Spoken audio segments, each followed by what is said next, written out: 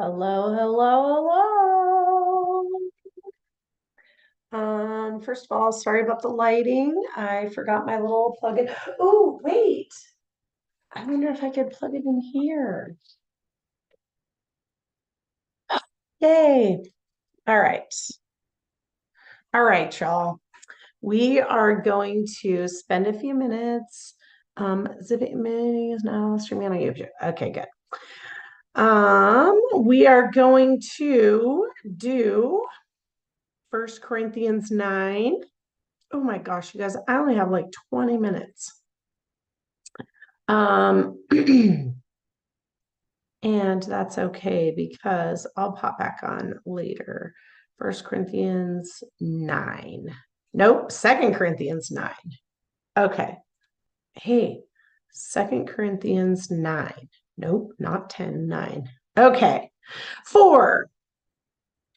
As touching the ministering to the saints, it is superfluous, flurious. Let's see what that word means, shall we? Exceedingly abundant, above, more abundantly. Okay. It's super abundant for me to write to you, for I know the forwardness of your mind, for which I boast of you to them in Macedonia, that acacia, I wonder how the scholars say it, acacia, was ready a year ago, and your zeal has provoked very many.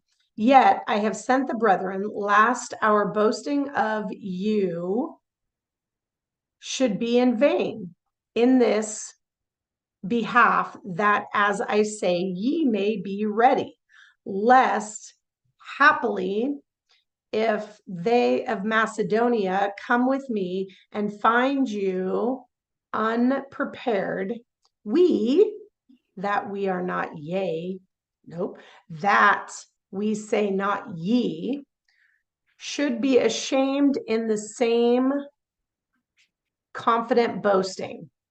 Okay, let's chat about what's going on there. Let me go back up to the top and just see what God has for us in this.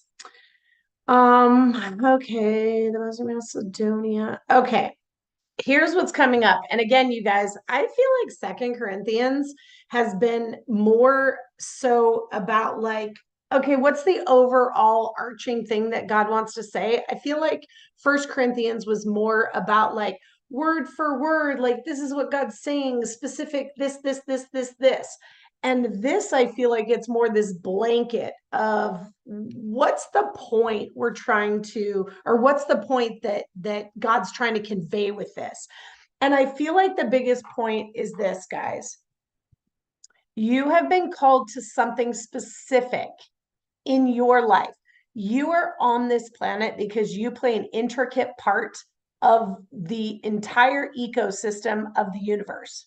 You are so important that if you were not present, then the entire flow of the universe would flow differently.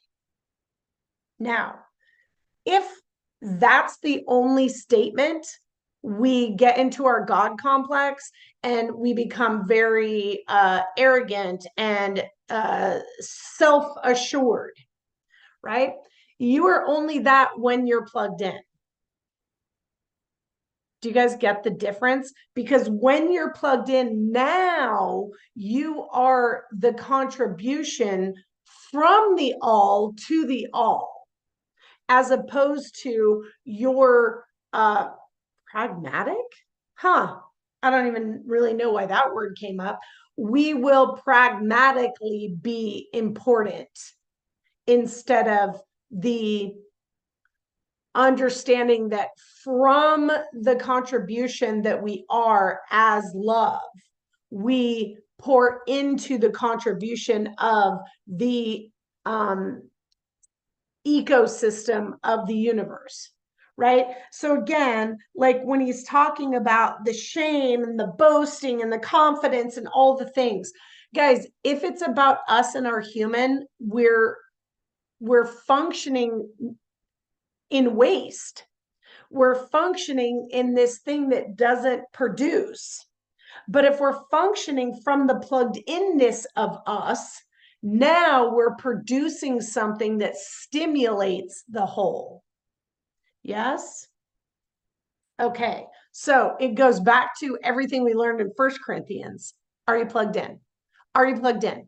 If you're plugged in, boast the shit out of what you do. Self promote all day long. Do you guys get this?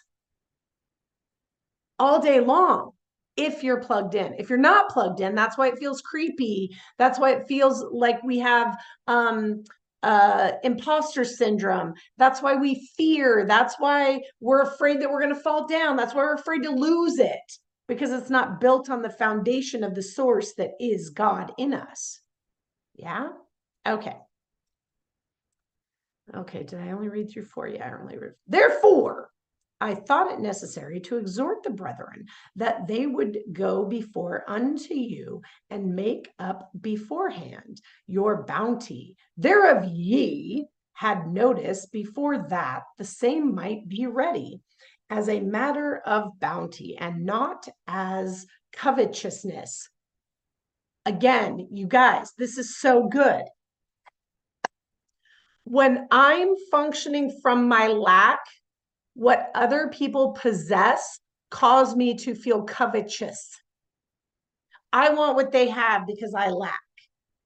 If I'm plugged in and I'm understanding who I am and the fullness of me, now other people's bounty actually is something that I get to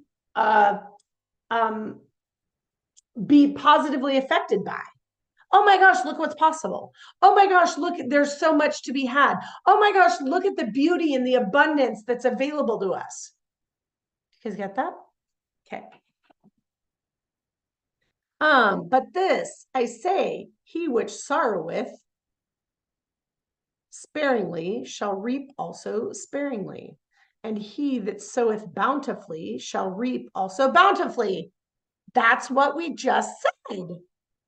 If you're functioning from your own lack and you're looking at what other people have, you will reap more lack of what other people have.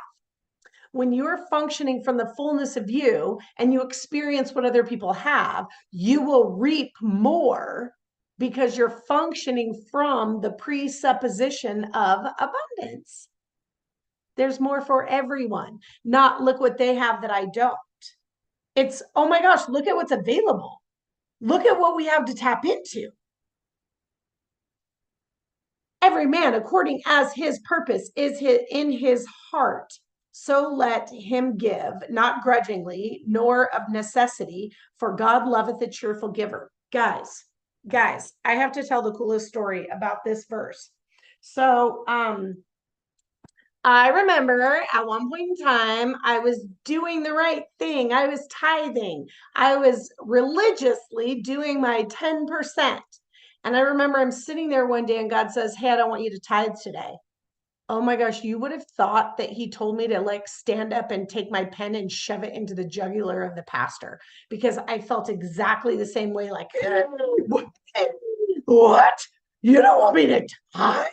But that's the right thing to do. Now, I was not giving begrudgingly, but I was giving an obligation because that was the right thing to do. Yes? A cheerful giver is somebody that freely gives. I could give, I could not give. Either way, it doesn't really matter. It's all God's anyway. Yeah? And so I didn't tithe for a long time, and I would sit. And I remember like when the thing would come by, I would like say out loud, oh, honey, I did that online. Or, oh, I forgot my checkbook. We'll make it up next time.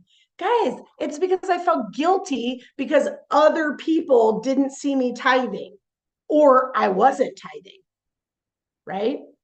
Cheerful giver is really about freely giving. You could give, you could not give, right? And then God had me start doing like a 10% thing. And I started doing a 10% account. And now there's this chunk of money that sits there. And if something comes up and God's like, oh, give that money to them, I go, cool. Or he says, oh, use that money for that. Cool. And it's so cool because now I freely give, I freely don't give, doesn't matter. So good. Okay. And God is able to make all things grace, make all grace abound towards you, that ye always having all sufficiency in all things may abound to every good work. Guys, do you really believe that God is taking care of you? Do you really believe that if you were free to give or not give? Do you really believe that all of what you think you need will be provided for you?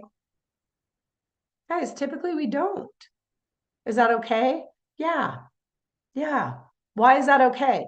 Because that's where we're at. That's the level of consciousness we're in. It's no problem. Just recognize, because the minute that you recognize that you're functioning from trying to make your own sufficiencies, then we can actually stop doing that and plug in. But the biggest act of hypocrisy, ooh, I'm about to get real up in here. The biggest act of hypocrisy is where we go, oh, I totally trust that God's good. And then we secretly worry about our finances. That's hypocrisy. If I say, guess what? I'm super worried about my finances because in this moment, I don't believe God's going to take care of me. Otherwise, I wouldn't be worrying about my finances. Then guess what? Telling the whole truth, now I just go, oh shit, yeah. All I got to do is plug in. What a great indicator. What a great awareness that I don't believe God's taking care of me. Okay, cool. Now I can rearrange my thoughts and plug in and continue to remind myself, yep, God's taking care of me, even if I don't feel like it, even if I feel like I've never seen it. If what I believe is what I manifest, because that's what the book says, as a man thinketh in his heart, so he is. Whatever I believe in my subconscious, I'll manifest in my life. How do I shift my subconscious? I surrender to what is true by practicing with my cognitive where I focus. Yes? So when I decide I'm going to focus on the fact that God is good and he's taking care of me, even if I don't feel it. And the more I do that, the more I decide, okay, I want to feel what it feels like. Because, guys, if we only think it, but never allow it to manifest in our subconscious, it doesn't manifest in our lives. It has to be real in our subconscious for it to manifest in our lives. So I say it in my mind, I refocus in my mind, and then I allow it to become real in my body, and then it manifests in my physical world. Which is why I make the joke now. Hear me well, because I'm just giving the example of what I used to do. So a long time ago, I was reading this book called The Millionaire Mind or The Mind of a Millionaire or something like that. And at the end of each chapter, he says, put your hand on your heart and say, I have the mind of a millionaire. I have the mind of a millionaire. But guys, this is what I was doing. I have the mind of a millionaire. I have the mind of a millionaire. I have the mind of a millionaire. I have the mind of a millionaire. And I was trying to convince myself that I believed that. That will never work. It'll never work. What works is when we decide that it's true, we practice because we understand my subconscious isn't buying into that yet. So I remind myself, but I allow it to drop into my body. When do I know I believe it? When I no longer have to defend it. When I no longer have to try to believe it, that's when I know that I have embodied it. Yes. Good stuff. All right. As it is written, he hath dispersed abroad, he hath given to the poor, his righteousness remaineth forever. Now, okay, where's the end of that parenthesis? Oh, now he that ministereth seed to the sower, both minister bread for the food and multiply your seed sown and increase the fruits of your righteousness. Oh, guys, this is so juicy. This is so juicy. This is so juicy. Are you ready? In my finite human, I can exercise the shit out of doing the work and producing results. Or I can plug in and recognize that now I'm functioning from the storehouse of the righteousness of God. He multiplies 10, 60, 100 times. So my human effort will always produce something. And if I'm plugged in to my already right standings before God, now it's his power that's producing the harvest. And when I think about that, do I want what I can produce or do I want what God can produce? I'll choose this one. I'll choose what God can produce, right? That's so good. Okay, being enriched in everything to all bountiful, which causes through us thanksgiving to God. Okay, guys, listen. Are you ready for this? Oh man, this is so good. We have to follow this back up too. If I'm in right standings, whatever I do produces something. Then what I see being produced will reinforce to me the bountifulness of what I produced. Yes? If I did it in my own strength, it will reproduce that I have to do it in my own strength. If I want more, I need to effort more. If I do it plugged into my righteousness and I see it from, ooh, look at what God produced, now that is what's enriched in me. And that's what manifests out of me is, oh, look, God's going to produce more. God's going to produce more. Now, if God's producing more, I need less effort. Now, that doesn't mean sit on your couch and do nothing. It means when God says, hey, go do this, weirdest thing. I got this download in the middle of the night. I want you to go do this thing tomorrow. And I want you to do it at 10 o'clock. I was like, all right. So I get in my car and I Google the address and it says like 29 minutes or whatever. So I drive 30 minutes to a locked building and I go, dope. I have no idea what that was about. And then I went about my day, going back another 30 minutes back to where my office is and whatnot, the plans for the day. I have no idea why I drove an hour to go to a locked building. But God said, hey, go to that locked building. Well, he didn't say, hey, go to the locked building. He said, hey, go do this. But I didn't even get to do the thing that I thought I was supposed to do at the building because it was locked. Now I sit here and I just wait. Okay, God, are you going to do something else about that? Are you going to tell me to go back a different day? Am I going to show up somewhere else? Am I going to make a phone call? I don't know. Guess what? It's none of my business. I did what I was prompted to do, regardless of what the results are, because that's none of my business. My business is following the prompts. That's my only business, no matter what's produced or not produced. Doesn't matter. What matters is I got a prompt and I followed it, period. That's it. I'm not responsible for anything else. I love using the example of like baseball, because they have a first and a third base coach, and the first and the third base coach's job are to look at the field, to know the players, to know if the ball goes this way, how fast can my runner run? How far can the outfielder throw? Do I send this person to the next base or not? Now, it's not the runner's responsibility to know which base they land on. It's the runner's responsibility to do what their first or third base coach tells them to do. So if the first base coach says keep running and they run and they get thrown out, not their responsibility. Third base or first base coach told them to keep running. But if they start running, they're like, I wonder where the ball is, and they're distracted and they're not running as fast as they can and they get thrown out, totally their responsibility. Why? Because they didn't trust the third base or the first base coach.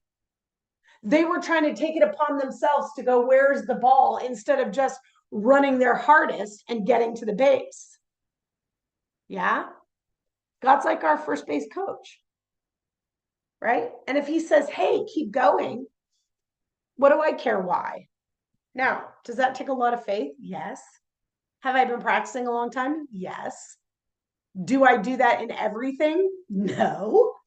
Is that the invitation that that's how we can live our life? Yes. Yes.